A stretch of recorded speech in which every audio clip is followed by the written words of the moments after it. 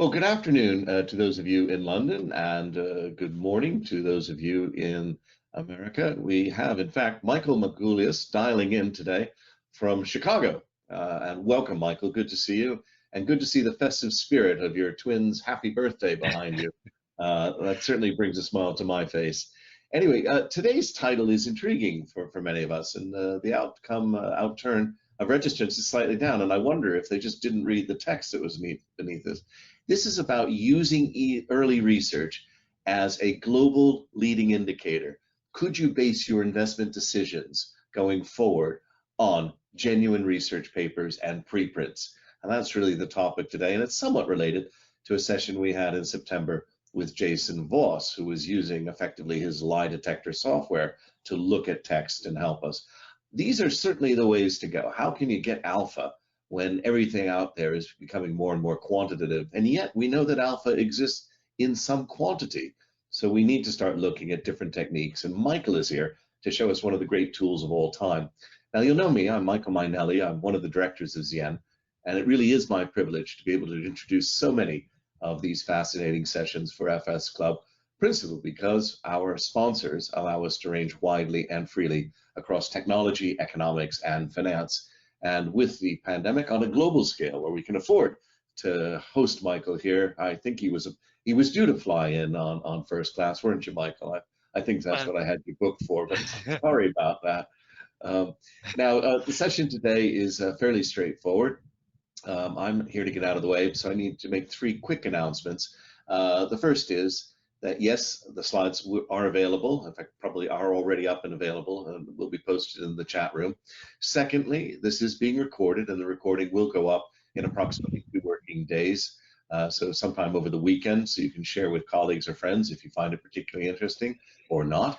And most importantly, we do have a significant question and answer session, and I would encourage you to participate. It's a small group, so you should get most of the questions answered today. However, all the questions with their emails will be sent to Michael. So if you have a point of detail or you want to say, how do I buy, or something like that, just type it into the chat room and I will make sure that he gets that from all of us. I must say as well, just before I hand over to Michael, we Zien are big users of SSRN. We are a research house, and a lot of people say, well, you're a commercial research house, but we are, and we therefore register and publish all of our stuff on SSRN as well, and we are in fact happy clients. I don't think Michael would call us customers because we don't pay for it. It's a free service at that level, but we enjoy it immensely and think it does the world a world of good. So anyway, Michael, with no more ado, if I may, the floor is yours. Thank you so much, Michael. Thank you for the invitation, and thanks to Peter for helping to facilitate all the logistics. So I'm very happy to speak with you, and we're going to talk about research, a type of research that has been much in the news over the past 20 months. It's called preprints. And I think it'd be useful to get a sense right away of how familiar everyone is with this topic. So we have a poll question online now. And yeah, we'll just launch that now, Peter. So how familiar are you with preprint research? Not at all. It rings a bell. I know it intimately. A very quick area. I think it's a good poll question as well, Michael, to help gauge the audience knowledge here. Great. As ever with FS Club, they're very opinionated or quick off the mark or fast readers. And the entire audience has voted, and we now have effectively a three-way split. So a little bit of not at all, another bit of rings a bell, but a third of the audience are fairly familiar. Over to you. Okay, great. All right. So, well, a very quick definition then. So preprint is the term for an early version of a research paper prior to the point of publication, or even prior to it being submitted for publication. And the typical scenario is a research journal. Now, this can be a draft of a paper that will then be revised in subsequent revisions, or it can be the paper that's been submitted to a journal already and is undergoing peer review. Peer review is the process used in scientific and academic journals to assure quality control. And typically this means 2 or more experts in the field at hand take a look at the paper, they read it carefully, they make suggestions about changes or things to be added, and they ultimately give a verdict on whether it should be published or not. This is a very important process. It's also very time consuming. Preprints don't have that same process, although they do undergo various forms of sanity check review. But their value proposition is rapidity versus the length of time it takes for peer review. And in some disciplines, that can be 2 to 3 years. In the social sciences and humanities, for example. Usually in medicine, it's about a year or a little bit less than a year now. So preprints, if we can go to, yes, here we are. So preprints have actually been around for about 30 years, but they've only really achieved public prominence as a result of the pandemic. And this BBC debate that happened last year, it probably would not have happened had it not been for the pandemic. And that, COVID-19 basically created this urgent need for any information, however provisional, about how to deal with this new virus. So I want us to step back for a bit and just historically orient ourselves in the world of knowledge production and transmission. It could be a fairly arcane topic. I've been in this industry for 30 years, and it's always changing. And I want to go back to ultimately the 17th century. So what's going to happen is we're going to see exactly how the sausage of knowledge is made. Next slide. Thank you. Yes, it's not going to be as scary as this. Next slide after that, please. So the journal as we know it began at the height of the scientific revolution. The first journals came out in the 1660s. Here's the first one in English. It's the Philosophical Transactions of the Royal Society. At this point in time, everything was a preprint. Peer review hadn't existed. Journals hadn't been established yet. So the norms and practices governing research are things that developed afterwards. And really, they're still developing even now. In fact, the first instance of peer review took place 100 years later in the mid 18th century in a Scottish medical journal. And it's significant that the field was medicine, and I'll be talking a bit about that later. So the scientific revolution began in the 17th century, but the real change in the research enterprise becoming formalized within the university began at the beginning of the 19th century, specifically with the creation of the University of Berlin. Next slide, please. So this is the world's first modern research university, and it became the model for other universities throughout the world. In the United States, the big research universities have taken and adopted and adapted that model in the US context. But what this means is that the university evolved from being a place primarily aimed at transmitting the legacy of past knowledge to a place where new knowledge was to be generated. And this entailed a number of ramifications. So first of all, if you're going to create new knowledge, that implies increasing specialization. And in fact, what we've seen over the past 200 years is the explosion of new disciplines and subdisciplines. It also created a new persona. In past times, the polymath was kind of held up as the model of erudition, but with the creation of the research university, you get for the first time the word scientist, a new persona, the scientist who has a special set of norms, practices, and values.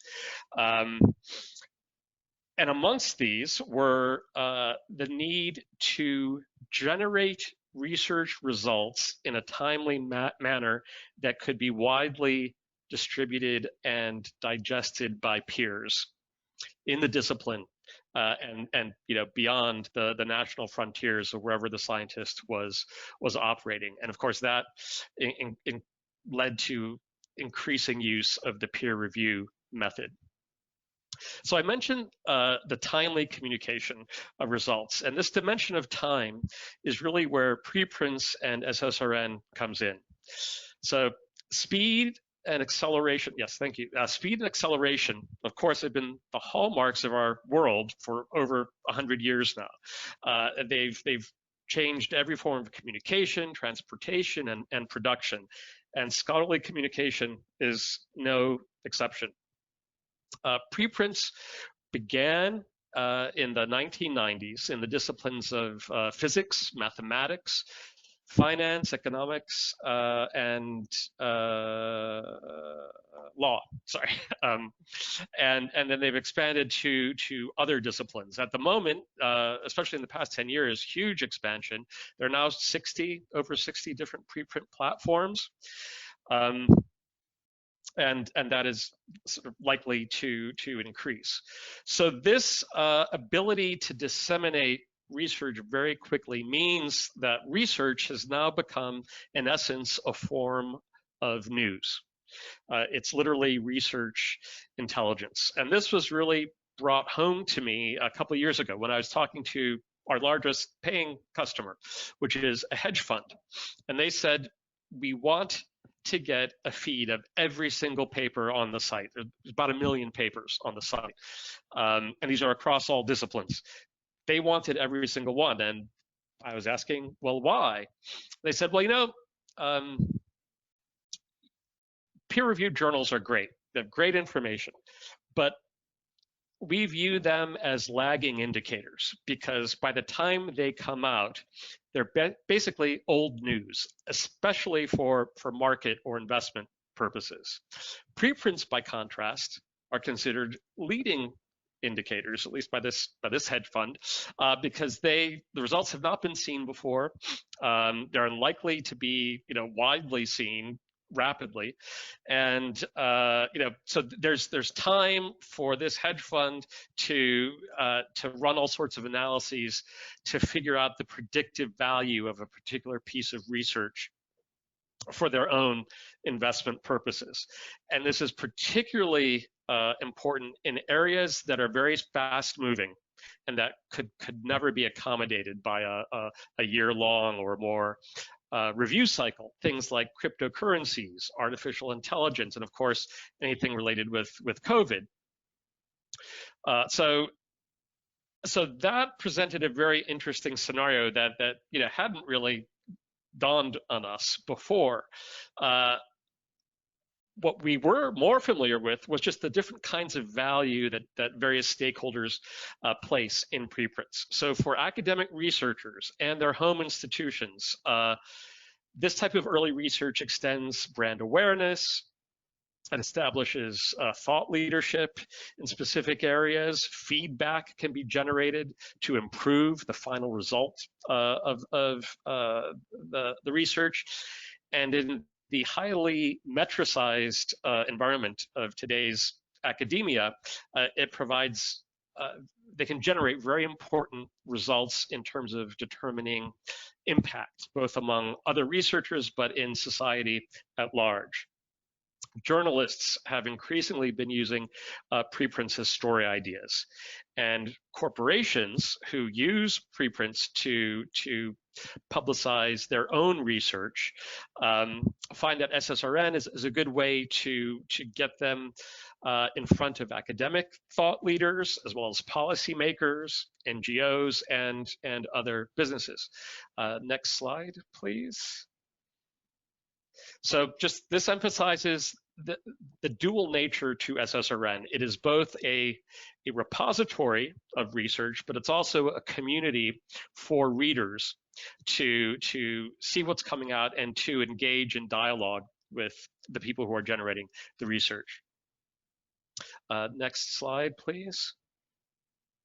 So I don't know if everyone is familiar with Malcolm Gladwell. That's his picture. He's the author of some important popular books, The Tipping Point, Blink, Outliers. He's been one of the most successful translators of specialized social science research for a more general audience. In the US, initially through the magazine The New Yorker, and now through various podcasts that he hosts. And he regularly uses SSRN for story ideas. And he very kindly called us the greatest website on the internet. We got his permission to use that phrase, and we have created t-shirts.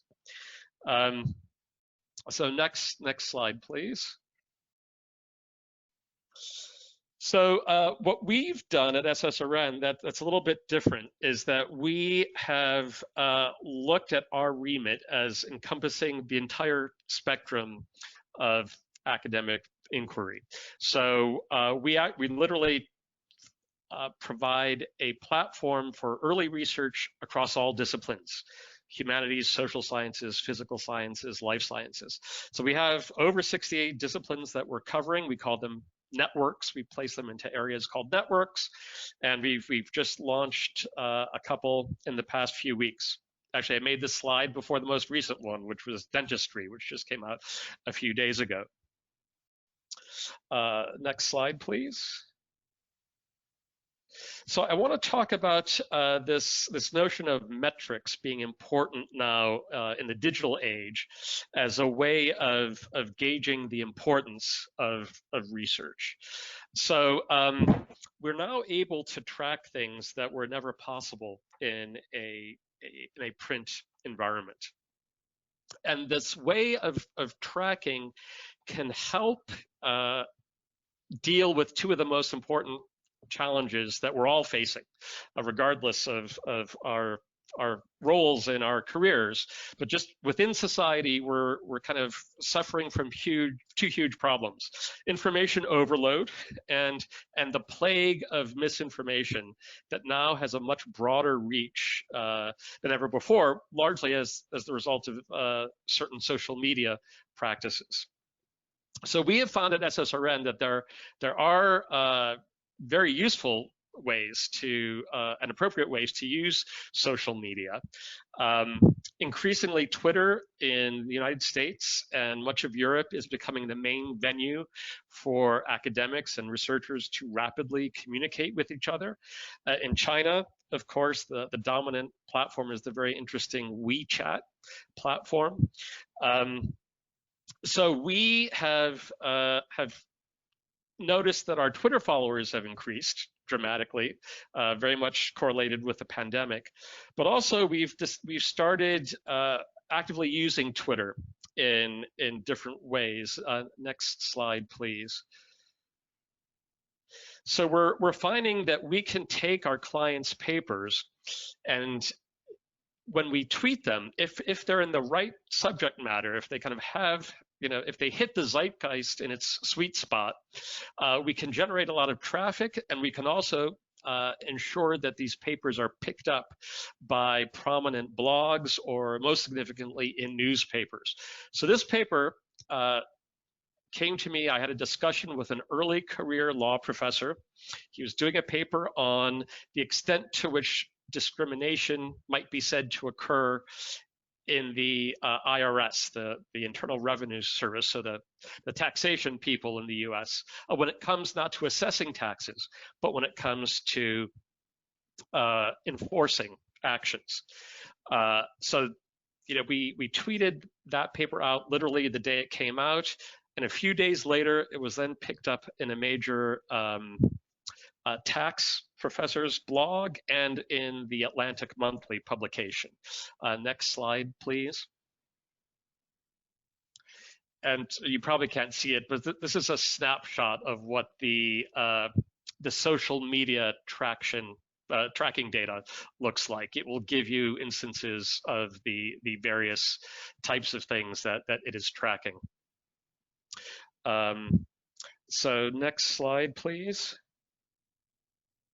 So in addition to that kind of social media metric, we also have a separate set of analytic software that that is looking into the actual readership metrics. And we have a dashboard that can do this now.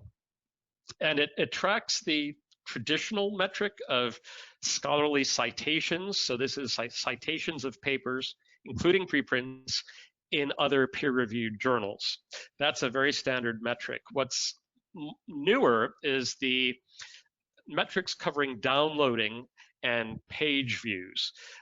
Page views means the abstract view, so it's essentially an expanded headline summarizing the paper. So in the past, digital publishers can report on the total numbers, this many downloads, for example, which gives a sense of popularity and virality, but it doesn't tell you much more. The key change for us was to get our hands on software that can now tell you which institutions are doing the downloading. This is new in the world of preprints. Next slide, please. So here's an example of a dashboard that can tell you the names of the institutions, but also can slice and filter the data depending on country location, the type of industry, the period of time being looked at, and all at the paper level here. So this gives fascinating insight for academics, of course, who want to know where their readership is taking place, and it could be meaningful for your sense of your own scholarly impact to say, oh, look, I'm an economist. The top 10 economics departments in the world have been downloading the heck out of my papers. In the world of the corporate world, however, you get a much more kind of material benefit by looking at the institutions that are doing the downloading. You suddenly have yourself a useful sales and prospecting list, and this is how our corporate customers have been approaching this data. Here is just a quick example of a slice by country. So these were the top institutions in Germany downloading SSRN papers in the last couple weeks of October. So kind of some recent data there. Next slide, please.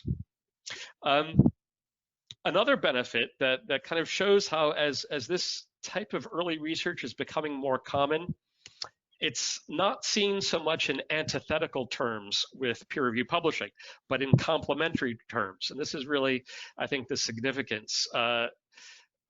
Early research can extend the life cycle of the journal at the early end of the time continuum. So it's generating readership during this kind of long limbo period when peer review is taking place. So some major brands that we work with have seen the benefits of making available a preprint capability for their authors at the point of submitting their article. So Cell Press is one of the leading brands in the life sciences, and we have a relationship with their journals where their authors can have preprints immediately available. We do the same with the big medical journal, the Lancet. Next slide, please. Okay, now I wanted to drill down into some details that I thought were really fascinating. So COVID, as I mentioned, has been a big driver. I set myself a little research project last year, which was to see what papers we had on the site prior to the pandemic that shed some interesting light on any aspect of the vaccine business. I used to be a journalist covering the pharmaceutical industry, so I had a particular interest in this topic. And what I found was quite striking. Virtually every major action item for societies and governments posed by the pandemic had been discussed very thoughtfully years before in other papers on SSRN relating to other viral conditions. So the interesting thing about this paper, which deals with a major problem for COVID vaccines, was the supply chain. The date of this paper, I'm not sure if you can see it, but it was first posted in 2012. and it's about how to optimize the flu vaccine supply chain in the US. If we go to the next slide, we see the social media metrics for that paper from 8 years before the pandemic, and 26 news organizations cited it in 2020. So clearly a journalist was doing some research for relevant information on SSRN. That was particularly striking. Next. So here is an example of how we work with corporate customers. And you might be confused about our business model, because I said that a lot of things are free, and Michael has said that things are free, but I've also said that we have paying customers. So what we have is a freemium business model. So at the level of the individual user, a reader or author, the services are available for free. But at the level of institutions, there's a wider set of services, and these are fee-based. So the main product we have is called the Research Paper Series, and it's effectively a journal, a custom branded journal that we create for any organization that generates its own research. In this case, actually our biggest research paper series in a number of respects is the one we do for Standard & Poor's. This has a readership of several thousand subscribers, and the subscription is free, of course, for them. And over the past 4 years, it's generated over 16 million downloads. And the way this works is we're aggregating all the papers on SSRN that are citing research coming out of S&P's product portfolio. Next slide, please. Here's just a quick sense of the number and nature of organizations that we work with. You know, there are some governments, obviously universities, some foundations and other nonprofits, number of institutions in the UK. Here I wanted to cite an interesting aspect when we think in terms of leading indicators or ways in which we can deal with the white noise of information overload. So one very effective way, apart from looking at major prestigious institutions, is to look at specific authors who have changed the terms in which a discipline is discussed. So sustainability goals are very important right now for a lot of corporations. A lot of places are creating new positions or even departments related to ESG. And one of the main authors in this area is George Serafeim at Harvard University. He has, I think, over 100 papers on SSRN. He notes on his Harvard bio page that he's a top 10 business author on SSRN, which is very nice of him. But ESG is a fairly new topic, and consensus is still building around exactly what the impact is. I have a friend whose job is head of ESG at one of the top 5 pharmaceutical companies in the world. He looks at papers written by George Serafeim specifically because that's a way for him to get a sense of how the field is likely to evolve. Next slide, please. Another way is to look at specific papers. Papers that go viral are often an indication that there's something really going on here, and especially if you can correlate usage with what's happening in the news right at the moment.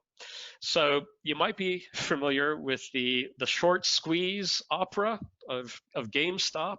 In January of this year, the video game retailer had a very interesting experience with his stock that was fostered by activity on a subreddit called Wall Street Bets, which had a large community talking about stocks and their valuation, and in this case, they were trying to change the stock price, and effectively. So that happened, throughout the whole course of January. In March, we had this very thoughtful piece by economists looking at the consequences of Wall Street bets, and in particular, looking at the predictive value of this subreddit over the period 2018 through 2020. So this came out in March, and it rapidly became one of the most highly downloaded papers of all time, with over almost close to 9,000 downloads. Next slide, please. Medical papers. I want to get back to this whole point about peer review in medical papers. They require separate review. So we've created a new editorial policy to deal with medical papers because medicine is the great outlier in research because of its capacity to impinge on human health. You're not going to go to the emergency room because you read a bad literary criticism paper, but a bad medical paper could, have fatal consequences.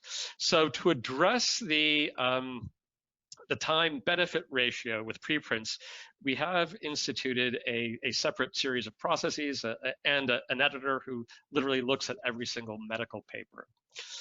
Next slide, please. And this is important because I talked a lot about the upside of preprints, but there is a downside that is discussed in the news media in particular, which is that maybe we can't trust research if it hasn't been peer reviewed. And this is, a sensible point, and we've tried to address it with these new editorial policies. The only types of papers that are mentioned in this context are medical papers, particularly COVID papers. And what's interesting, if you look at the COVID papers that have been withdrawn for quality reasons, there's about 190 of them, and they're on the site called Retraction Watch, which is very interesting. If you look at that set of 190 papers, only 20% of those retractions are from preprints. The other 80% are from peer-reviewed journals, which is a very interesting sign. And it does show that there are some problems and have been for a while. Just literally last week, a geology journal had to retract over 40 papers for basically being gibberish, not just bad science, but gibberish. Next slide, please. In 2013, a science journalist did a sting operation where he created a bogus oncology paper, submitted it to 150 journals or more, but 150 said, yes, we'd be happy to publish this. So what this shows is a couple things. I want to close now with just a couple suggestions and an analysis of how we reached this situation. Well, I would like to highlight maybe three factors. First, the incentive structure of academia is highly perverse in a number of respects, and this whole publish or perish mentality is directly related to the proliferation of research and information overload, but also to attempts to try to game the system by malicious actors. Secondly, information overload results in a real crisis of epistemic authority. The more content that's out there, the more difficult it is to determine what's trustworthy. And then I think finally, the internet environment we're working with, which is not well regulated or regulated at all, you might say, just has made it possible to change behaviors and attitudes on a vast global scale that has never existed before. So next slide, please. So I wanted to suggest, if you have time for weekend reading, this is a fascinating article by one of our main authors in law. He's also an expert on Nietzsche. He really gives wonderful background into how we ended up in this position of epistemic crisis over the past 40 years, particularly in the US, as a result of changes to broadcasting law, but then seeing how that has affected the internet environment as well. And it's a very interesting case of the US versus the situation in the UK that you might be interested in. And then finally, I wanted to say the one way to address this is for us to all to become better readers. That doesn't mean to read more, but to be very careful about what we choose to read and to always exercise critical vigilance whenever we are reading, no matter the provenance. So with that, I thank you for your time. I hope I haven't run too much over, and I'm happy to take questions. Well, that's wonderful, Michael, and thank you very much for that. We do have quite a few questions, and folks, do pop them in quickly if you'd like them to be addressed. Just a quick historical question, and perhaps very quickly. I don't want to kind of dive too much into the origins of the Royal Society and Gresham College and things that I do know about. But Hugh Purser says, was the growth of publications, preprint or peer review, in the 17th and 18th centuries in any way connected to the development of intellectual property rights and patenting? Well, I think the way, not so, I mean, intellectual property rights were barely existent at that time. So, you know, a lot of copyright infringement was going on in a sense, but from our standpoint, purely because publishers took it upon themselves to exert copyright, and they often generated most of the financial benefit as well. But what you do find is that every technology, and I'm using technology in a broad sense here to include the modern research university itself as a new technology, pretty much ever since Gutenberg, every technology has generated a problem with information overload, which has resulted in yet another new technology to try to address it, which has only compounded the problem in a different way. So basically the creation of books, you know, book publishing, the proliferation of texts led to this worry about, you know, information overload's been around with us for hundreds of years. That led to a new form of publishing, journals, but also reference works like encyclopedias, to try to summarize all the books that you didn't have time to read. That led to another crisis of authority, which you know ultimately led to the creation of the modern research university. And now we have, you know, the internet to try to deal with the fact that so much information is behind what's called paywalls. But anyway, so I hope that's kind of a useful answer. Hugh, also here, is there any evidence that preprint coverage by media and social media has begun to influence the peer review process itself? You know, an example might be that a much media presented piece of research has a better chance of earlier publication in a leading journal. That is a great question, because Microsoft Academic is a group within Microsoft that has focused on bibliometric research for a number of years. A few months ago, they came out with the best study I've seen of the preprint space in general over the past 30 years. And they've shown a really interesting statistic, which is that papers that have a preprint version generate several times more citations in the peer-reviewed literature than papers that appear de novo in a peer-reviewed journal. So this indicates that you know the socializing of research early on is getting people you know, getting it on people's radars very soon, and that means more citations when later on when the paper is published. I happen to know a friend of mine, major publisher for a leading oncology society. Their editors would look at preprints and basically solicit papers for submission that they thought they could improve, but that were great papers. So there is a lot more interplay between the two, and that's part of this complementary aspect that's happening. Okay. Chris David has a point which is related to another point he's raised. Just quickly, You didn't seem to mention sciences and engineering much. Does SSRN cover those at all? Oh, yes, we do. We do Okay, cover engineering, yeah, physical sciences, applied sciences, life sciences. the whole We gamut. have quite a lot in materials science, for example. And off the top of your head, what would you say are the top five disciplines or networks today? Right. So, it definitely reflects historical precedent. So we started SSRN, as an acronym for Social Science Research Network. So definitely law, economics, finance, uh, sustainability now, which is fairly new, and medicine are the networks that we're really seeing a lot of activity in. Okay.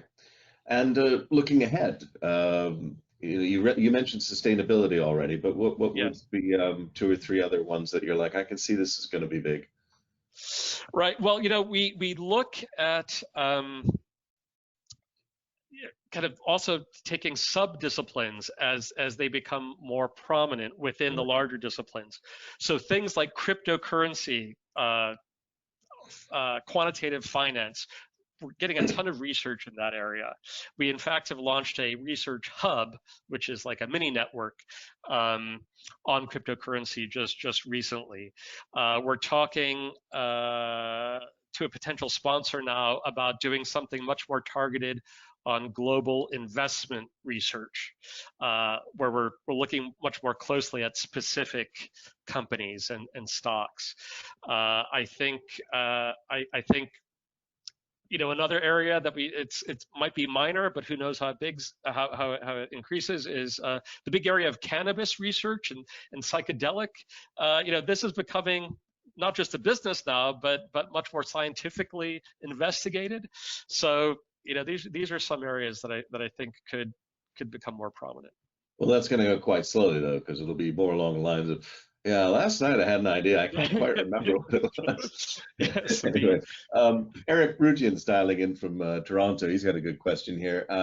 Okay, a lot of the stuff you're talking about, we can kind of get the commercial aspects of it, but just out of curiosity, how do philosophy or political science trade on SSRN? Right. So one of the things that we do is we take a broad definition of research. It isn't just an article, maybe like a scientific article that's the result of an experiment. We look at things like white papers, book chapters, slide decks, infographics. So it's a way of generating material that might not get wide distribution. So a lot of chapters in a big, expensive philosophy reference book might never be read by anyone outside of an academic library. But here they can have a life of their own, and they can generate research. And then, so there's, part of it is, oh, I just like to see my stuff being read, and I want to know who's reading it. But these metrics that I mentioned earlier can give an indication of impact as well. In the UK, you might be familiar with the Research Excellence Framework. So this is an exercise. It just happened this year. I think every 7 years, institutions and departments are assessed, and their rating determines how much money they will be given by the government and how highly they rank in the top of their field. 25% of that mark, that grading, comes from this notion of societal impact, which is not really rigorously defined anywhere. So it's kind of up to you to make the case that you're demonstrating societal impact. Well, some of these metrics on SSRN are a great way of doing that. So you can see that especially disciplines in the social sciences and humanities, which are always in this perennial crisis of relevance, they can maybe use these types of metrics to help demonstrate that they're still relevant and important. Right. Well, sadly, I can see comments coming in, which is always a sign that we've come to the end of time, but they are positive, and thank you. There's a really interesting comment to close on from you, Purser. Is fake news a defined category on SSRN? So we'll need to do that as well. Okay. I might add personally that I do find this a fascinating area. As you point out, and as the first question started you down, this whole issue of people producing information and thoughts leads you, of course, to who's editing that, and who's approving it, and who's filtering it for you. And it's a constant battle in life. And every time we see information overload, we get editors to kind of boil it down, but then the overload begins again. I think this is going to go on and on. And in some ways, you've poked a bit of a hole there in the value that's added through peer review by looking at the preprints. That doesn't mean peer review is valueless. It just says Oh, let's no. look at this with a very critical eye. And when do we form a cartel, and when are we frankly adding no value at all is an interesting issue.